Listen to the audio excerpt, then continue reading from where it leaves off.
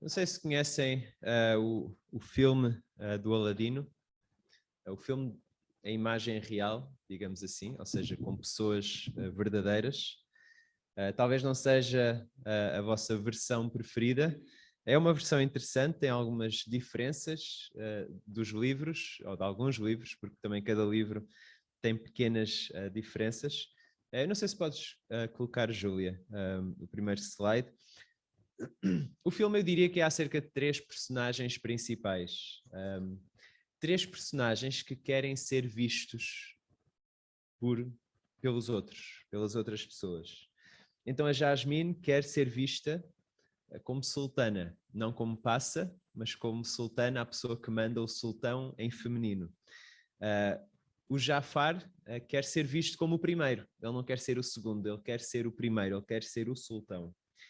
E o Aladino quer ser visto pela Jasmine. E para isso ele acha que tem de ser um príncipe. Então ele quer ser visto como um príncipe para poder ser visto pela Jasmine como um príncipe. E é interessante, ele tem quantos desejos quando encontra a lâmpada? Alguém sabe? Esta pergunta é muito difícil. 3 desejos, muito bem. Ou seja, ele tem 3 hipóteses para parecer alguém que ele não é. Para parecer aquela pessoa que ele acha que tem de ser para conseguir ter a Jasmine. E é um filme onde os personagens lutam para serem vistos de uma maneira diferente, que se sacrificam, que sofrem para serem considerados mais importantes. Cada um deles quer ser considerado mais importante do que os outros. E claro, quase no centro do filme há uma lâmpada. E há também um gênio muito engraçado, que alguém ontem no clube tentou desenhar. E o gênio relaciona-se de forma diferente com cada uma destas pessoas. Parece que com a Jasmine não há ali uma grande ligação, tipo, eles não, parece que não se conhecem assim muito bem. O Jafar quer apenas usá-lo para ter poder. Mas com o Aladino começa ali um relacionamento de amizade que é bastante interessante de ver ao longo do filme. Ou seja, eles tornam-se amigos. Há um relacionamento. Há um relacionamento. Como é que tu responderias se te fosse exigido ser perfeito? Ou se alguém exigisse que tu fosses um sultão, fosses um príncipe, de repente alguém chegava ao pé de ti e dizia, tu tens de ser um príncipe.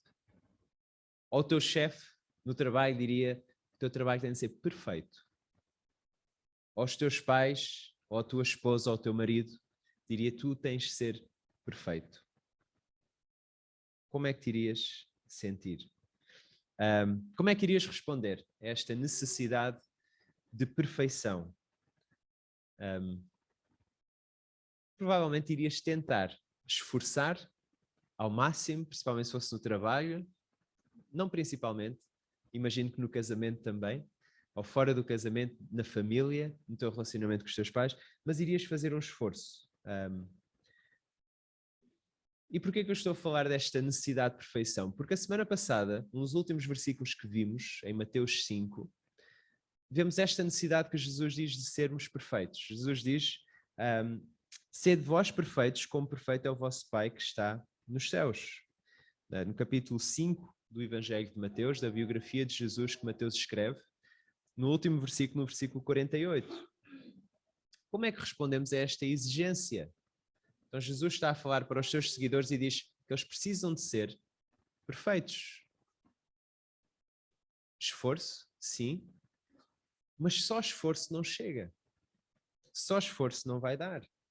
Então há outra maneira, uma maneira mais popular, que há uma pequena expressão que descreve esta maneira, que é fingir até parecer.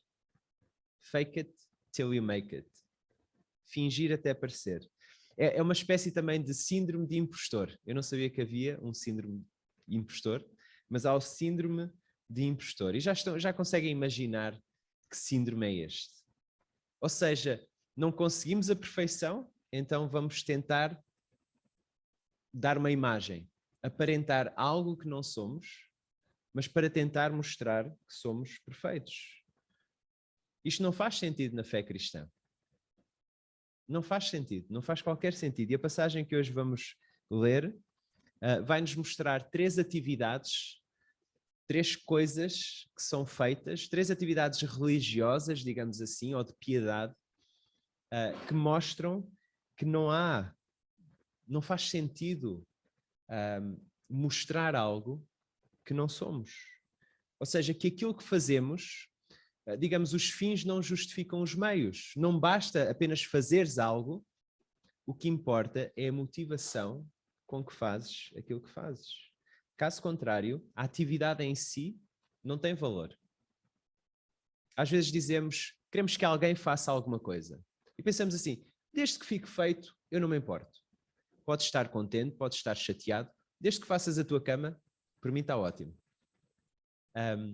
As atividades que vamos ver aqui na Bíblia não são assim. Não é desde que faças. A motivação com que fazemos é essencial. E Jesus acabou de dizer, no capítulo 5, ele acabou de mostrar de várias maneiras como tudo aquilo que nós fazemos enquanto na fé cristã tem de ser através de Jesus, tem de ser interpretado por Jesus. Tem de ser à luz daquilo que Jesus fez. E agora vamos ler no capítulo 6, e vamos ler os versículos 1 a 18 do capítulo 6. Então, depois de Jesus dizer que que os seus seguidores precisam de ser perfeitos, ele agora diz que temos de ter cuidado. Temos de ter cuidado para não apenas querermos parecer perfeitos aos olhos das outras pessoas. Então vamos ler Mateus 6, e versículos 1 a 18. E diz assim: guardai-vos de exercer a vossa justiça diante dos homens, com o fim de serdes vistos por eles. De outra sorte não tereis galardão junto do vosso Pai Celeste. Quando, pois, deres esmola, não toques trombeta diante de ti, como fazem os hipócritas, nas sinagogas e nas ruas, para serem glorificados pelos homens. Em verdade vos digo que eles já receberam a recompensa. Tu, porém, ao dares a esmola, ignora a tua mão esquerda o que faz a tua mão direita, para que a tua esmola fique em secreto, e teu Pai que vê em secreto recompensará. E quando orares, não sereis como os hipócritas, porque gostam de orar em pé, nas sinagogas e nos cantos das praças, para serem vistos dos homens. Em verdade vos digo que eles já receberam a recompensa. Tu, porém, quando orares, entra no teu quarto e, fechada a porta, orarás a teu Pai, que está em secreto. E teu Pai, que vê em secreto, recompensará. E orando, não useis de vãs repetições, como os gentios, porque presumem, pelo seu muito falar, serão ouvidos. Não vos assemelheis, pois, a eles, porque Deus, o vosso Pai, sabe o que tendes necessidade, antes que lhe o peçais. Portanto, vós orareis assim: Pai nosso, que estás nos céus, santificado seja o teu nome. Venha o teu reino. Faça-se a tua vontade, assim na terra como no céu. O pão nosso de cada dia dá-nos hoje, e perdoa-nos as nossas dívidas, assim como nós temos perdoado aos nossos devedores. E não nos deixes cair em tentação, mas livra-nos do mal. Pois teu é o reino, o poder e a glória para sempre. Amém. Porque se perdoardes aos homens as suas ofensas, também o vosso Pai Celeste vos perdoará. Se, porém, não perdoardes aos homens as suas ofensas, tampouco vosso Pai vos perdoará as vossas ofensas. Quando jejuardes, não vos mostreis contristados, como os hipócritas, porque desfiguram o rosto com o fim de parecer aos homens que jejuam. Em verdade vos digo que eles já receberam a recompensa. Tu, porém, quando jejuares, unge a cabeça e lava o rosto, com o fim de não parecer aos homens que jejuas, e sim ao teu Pai em secreto. E teu Pai, que vê em secreto, te recompensará. Então, 3 atividades e uma delas tem uma aplicação. A oração depois tem uma aplicação, uma expansão, que é a conhecida oração do Pai Nosso, ou o modelo de oração que Jesus nos dá. E hoje não vamos abordar a oração do Pai Nosso. Iremos fazê-lo na próxima semana. Ou seja, a parte dos versículos da oração do Pai Nosso, vamos aprofundá-los na próxima semana.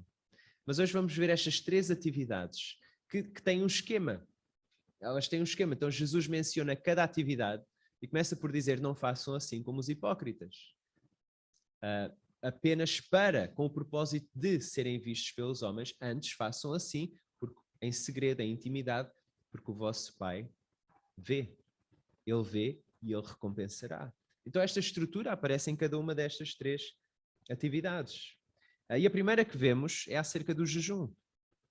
E vemos o pai que recompensa o dador secreto, o dador aquele que dá, não o dador sanguíneo, mas aquele que dá, que contribui financeiramente perante as necessidades. Nos filmes dos agentes secretos, normalmente aquilo que vemos, um resumo é: alguém tem de ir a um sítio onde não devia estar, buscar aquilo que não é seu e tentar sair sem ninguém se aperceber. E principalmente Missão Impossível, se a Júlia puder mostrar. A ideia é ir a um sítio onde não devias estar, buscar algo que não é teu e sair sem ser visto, sem as pessoas te verem. E esta primeira, este dar, este contribuir, em algumas versões de dar esmolas, é algo que é comum a quase todas as religiões. Aliás, é transversal quase a todas as culturas. Nós somos chamados a contribuir para necessidades. E ninguém é obrigado, digamos assim, culturalmente ou socialmente, a dar, a contribuir, a ser generoso. A nível empresarial já surgem programas, ou seja, as empresas são chamadas a contribuir, a serem generosas para a comunidade, onde estão a desenvolver determinados programas de ajuda, que são bastante interessantes. E a sociedade vai nos dizendo também a quem fica bem dar, e vai mudando, e vocês, todos nós, vamos recebendo essas mensagens através de Facebook, do WhatsApp, redes sociais, às vezes apenas alguém a dizer: olha, contribui para mim, GoFundMe, contribui para mim para eu fazer isto ou para eu fazer aquilo. Ou é interessante aquelas mensagens do Facebook, aqueles esquemas de quando alguém faz anos e escolhe uma associação e diz: olha, em vez de me dares algo, contribui financeiramente para isto. Ou seja, socialmente fica bem e somos chamados a sermos generosos. É possível que no primeiro século, no mundo judaico, houvesse uma sirene, algo sonoro, para chamar as pessoas para irem ao templo e dar uma contribuição. Então é este o contexto que Jesus está a falar. É aquela pessoa que ouve aquele sinal sonoro, pega na sua carteira e sai pela rua e todas as pessoas veem: é hora de dar, olha, aquele vai contribuir, que pessoa generosa, aquele vai contribuir. Se calhar no nosso tempo seria algo semelhante, mas com telemóvel, indo tirando selfies. Eu vou até ao templo, todos com as carteiras na mão a tirar selfies, a mostrar que vão contribuir, que são pessoas impecáveis. Esta pessoa é hipócrita, diz Jesus. E o que é hipócrita? Naquela altura, a definição de hipócrita era parecido como o orador ou até o ator. Era um ator. Ou seja, era alguém que assumia uma identidade que não era a sua para mostrar aos outros.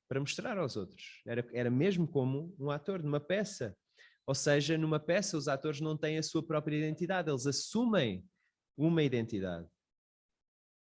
O problema é que algumas pessoas naquela altura assumiam aquela identidade e acreditavam mesmo que era a sua identidade. Ou seja, eles não se apercebiam que estavam a ser hipócritas. Eles não se apercebiam que aquilo que estavam a fazer, apesar de ser uma atividade boa, havia uma motivação no coração de querer ser visto. E o Helder mencionou aqui alguns exemplos a semana passada, em como estamos e devemos ser generosos por causa da crise que está a acontecer do conflito da Ucrânia. E vemos muitas pessoas a ajudar de muito boas maneiras, ao mesmo tempo, publicamente, Facebook, X carrinhas, olha para eu a ir de viagem, olha para eu a fazer isto ou a dar. E se calhar são coisas que poderiam ser feitas à mesma, sem a publicidade.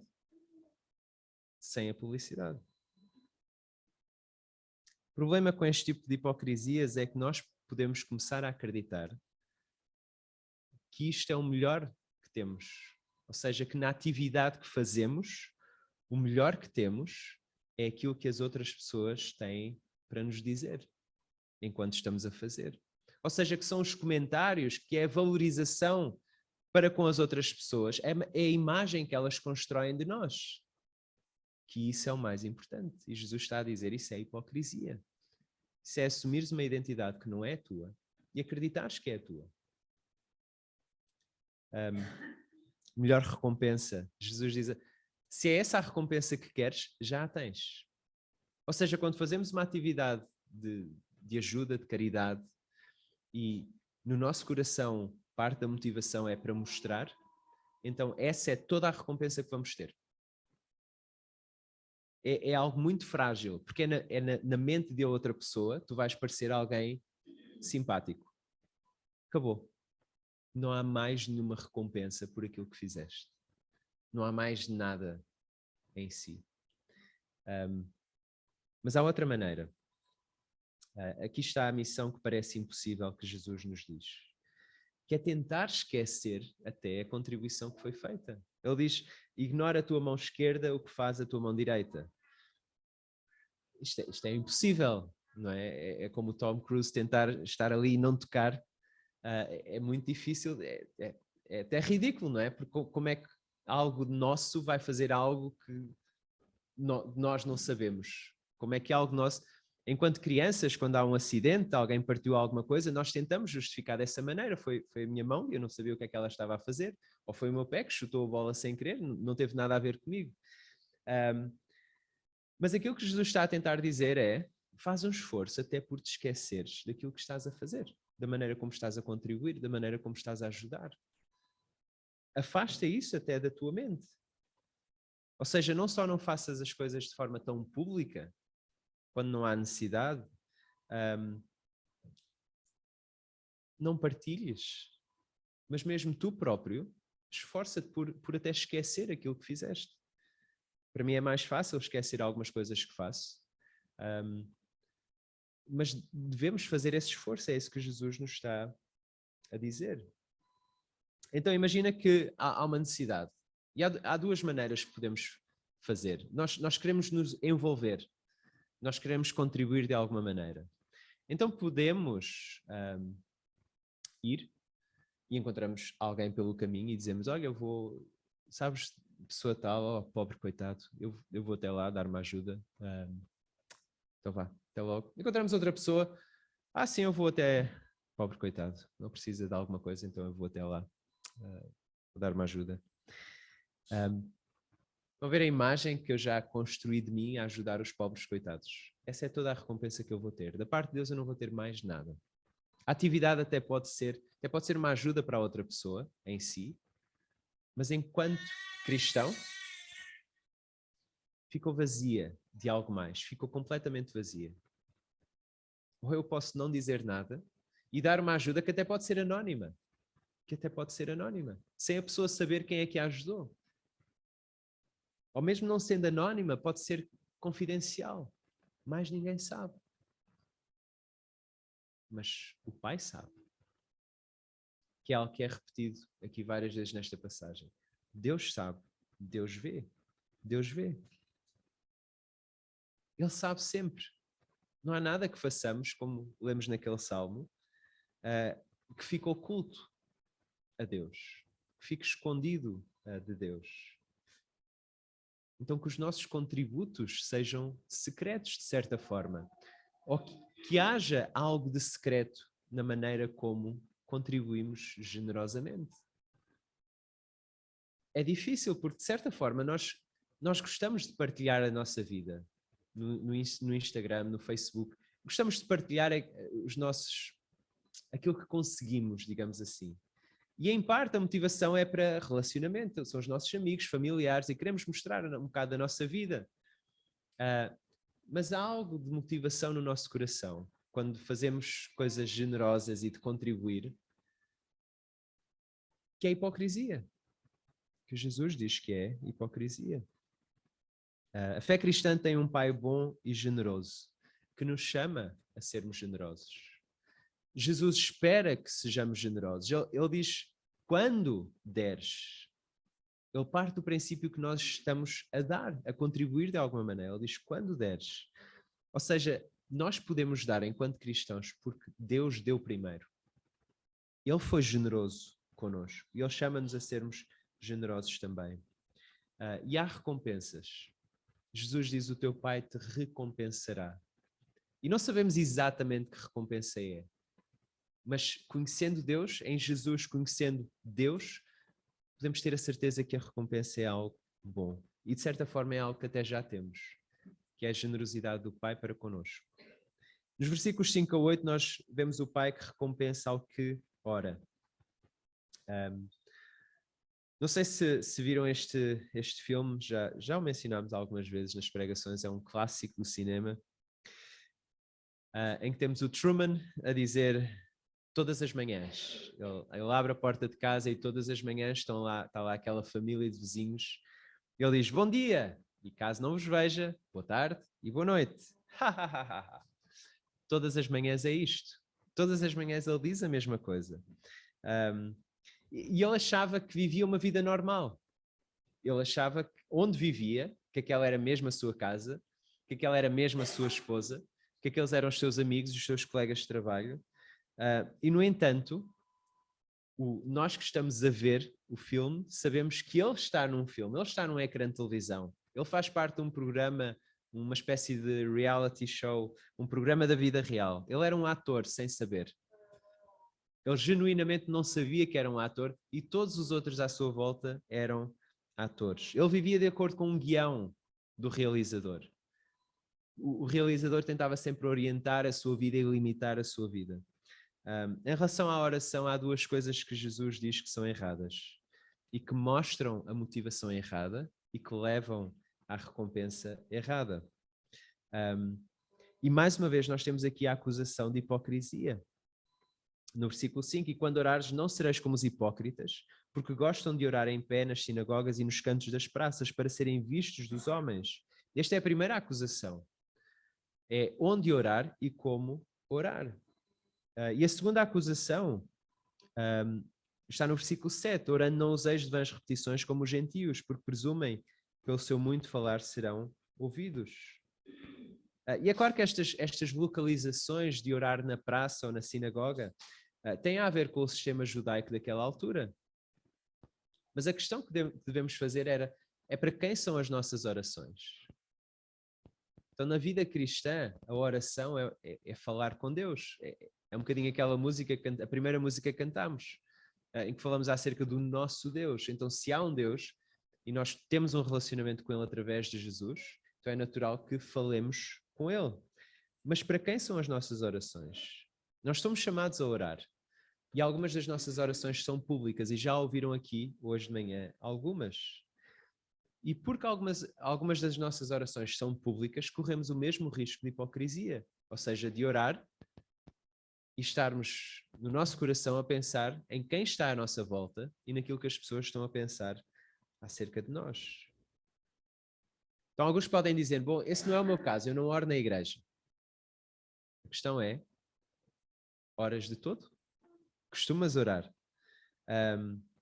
E se sim, para nós o desafio é igual. E Jesus chama-nos a orar em privado. Jesus não está a dizer que apenas devemos orar em privado. Mas aquilo que ele quer dizer é que as nossas orações públicas devem ser uma resposta, aquilo que sai das nossas orações privadas. Porque se só oramos de forma pública, diz algo acerca de nós e da nossa motivação para orar. Ou seja, só oramos para os outros ouvirem.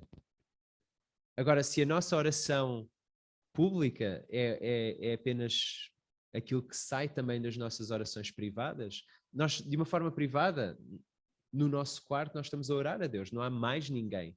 Então aquilo que dizemos é apenas para Deus, não é para mais ninguém. A segunda acusação é mais neste sentido dos não-judeus, ou seja, as pessoas que não eram judeus, mas que eram religiosos de alguma maneira e que também tinham estas orações. Era quase uma fórmula, eram superstições. Eram superstições, é quando repetimos a mesma frase várias vezes e achamos que vai ter algum poder de influência, de manipular a divindade. Então, se eu disser 4, 5 vezes a mesma frase, aquela divindade vai se sentir na obrigação de responder. É um bocadinho como a ideia da lotaria ou das rifas. Então, se eu comprar várias rifas, tenho mais probabilidade de me sair o prémio. Então, se eu falar muito, se eu repetir várias coisas, maior a probabilidade da divindade me responder. E isto seria entender a divindade como uma máquina apenas, e não como uma pessoa. e não haver um relacionamento. Jesus diz-nos que Deus não é uma máquina.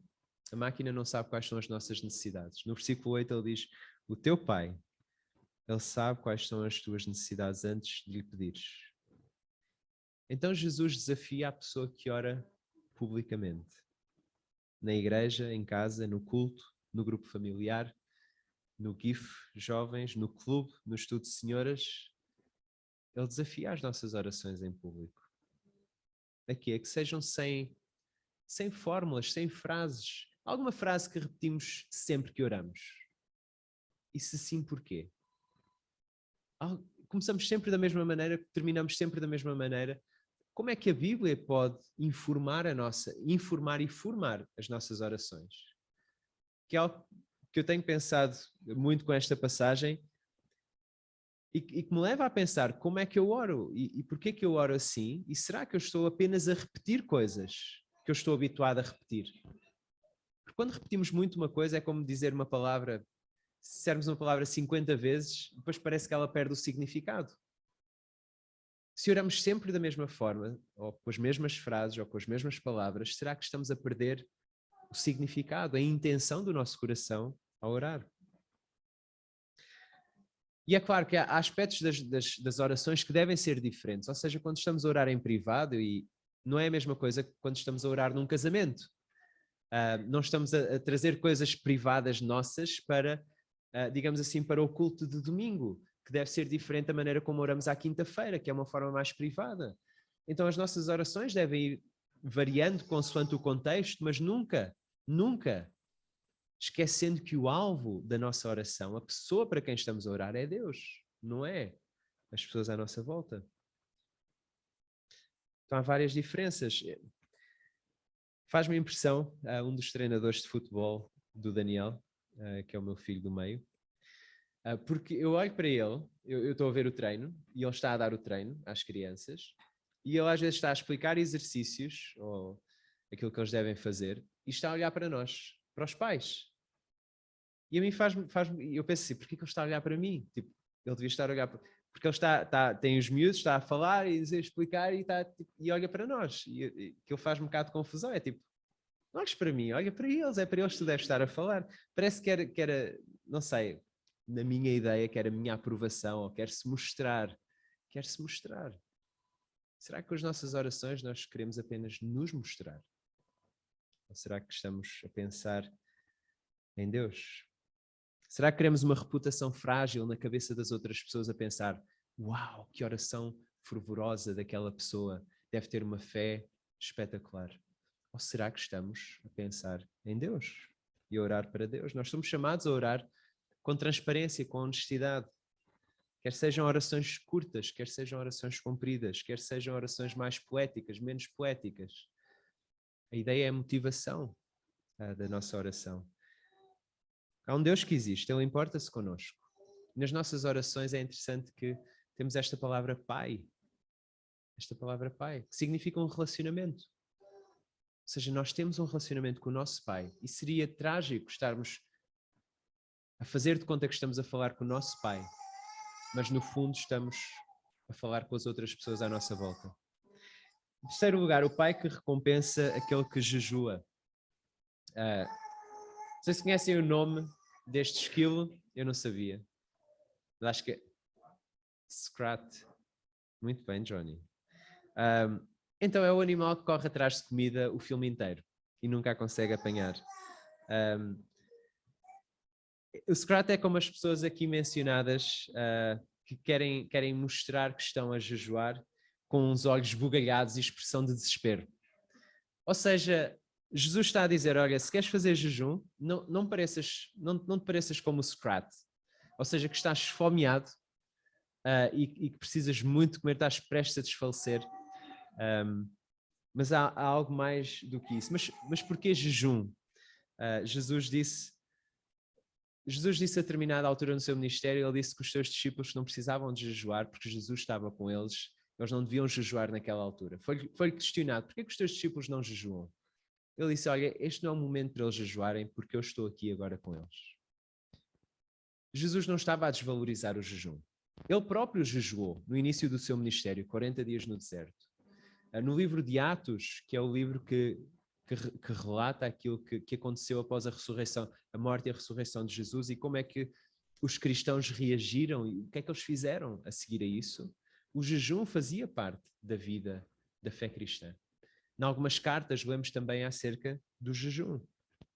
Então Jesus está a partir do princípio que o cristão vai jejuar, mais uma vez. Cada uma destas atividades, Jesus parte do princípio que nós estamos a fazer.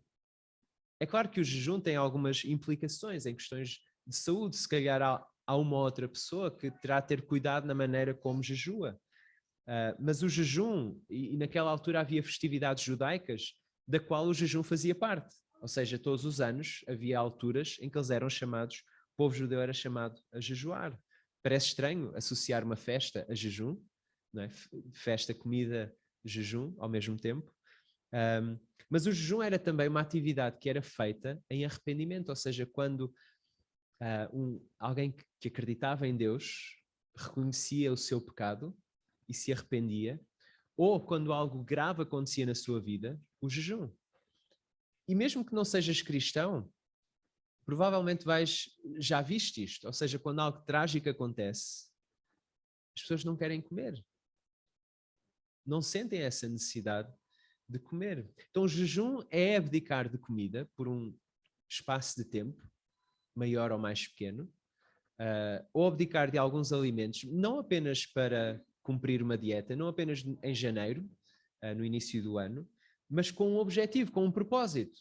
E o propósito não é para os outros, o propósito é num relacionamento pessoal com Deus, abdicar de comida para focar em Deus.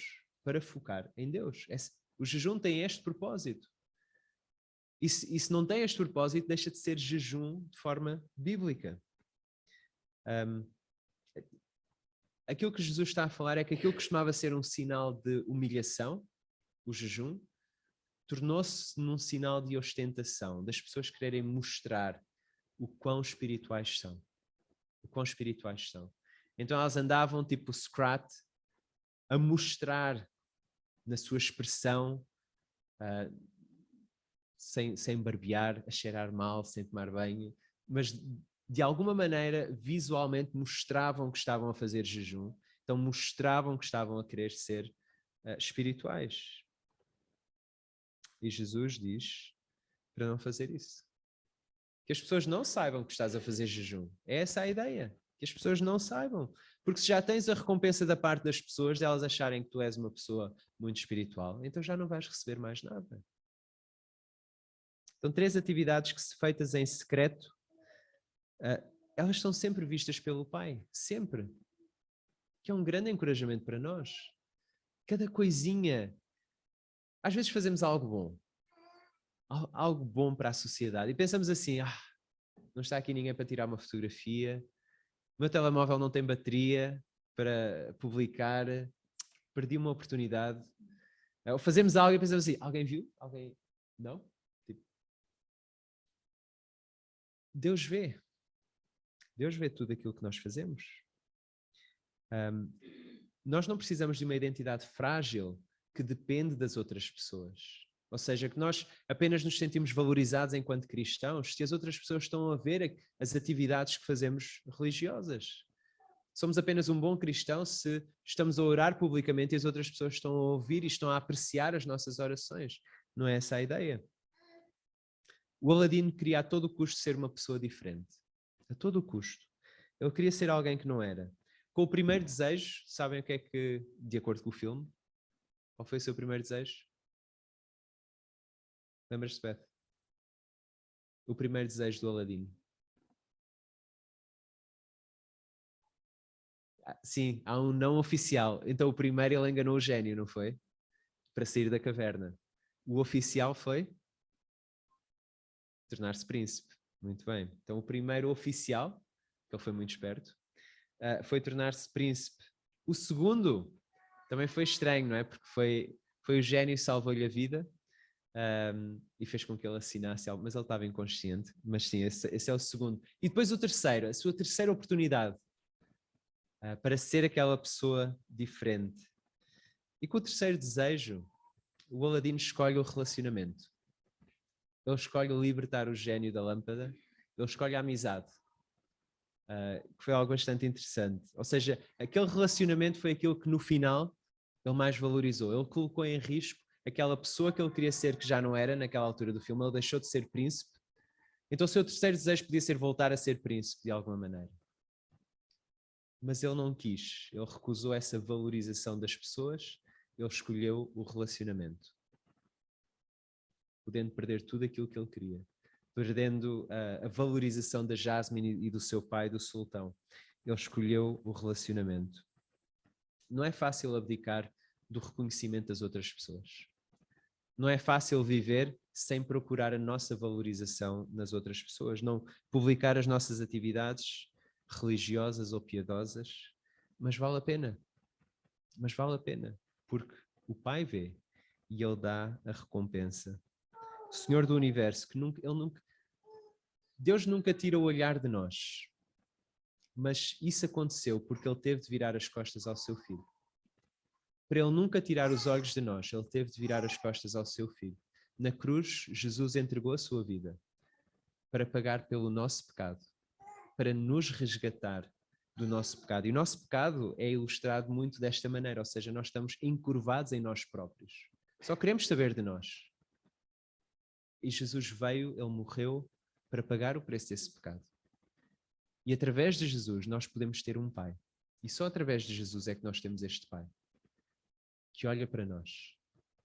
E todo o nosso valor está, basta olhar para a cruz e vemos o nosso valor, vemos a profundidade do nosso pecado e vemos o valor, o quanto Deus nos ama. Vamos orar.